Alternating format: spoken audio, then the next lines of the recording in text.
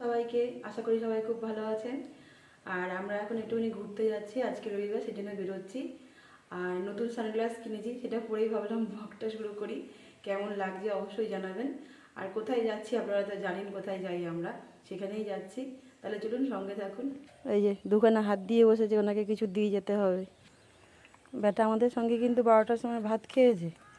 এখন যেহেতু টেলি এসে টেলিকে দিতে গেছে, আর ওনারও চাই, ওই জন্য আবার দিলাম। ওই যে টেলি ওখান থেকে উকি দিচ্ছে, এইটা এসে খেলো লাস্টে, আবার কালুকে এর জন্য দিতে হলো।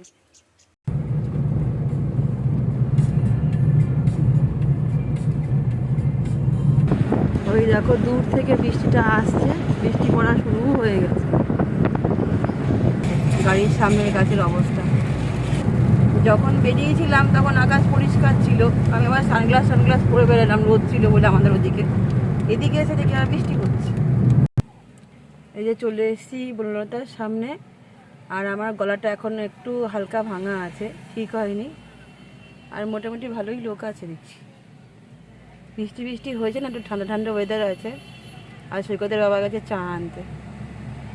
এই দেখো, এটা বনলতার সিঙ্গারা, ঘিয়ে বাজার সিঙ্গারা, ওই জন্য 30 টাকা দাম নেয়। আমার একদম খেতে ভালো লাগে না, সৈকতের বাবা নিয়ে এসে জোর জবরদস্তি। আর সৈকতের বাবা এখানে একটা মিষ্টি খাচ্ছে, এই মিষ্টিটাও 30 টাকাই দাম। 40 করে ফেললো, এবারে 50-এ নিয়ে ঠেকবে।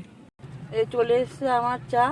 এখনো সিঙ্গারা শেষ করতে পারি না, সিঙ্গারায় আবার চামচি দিয়েছে।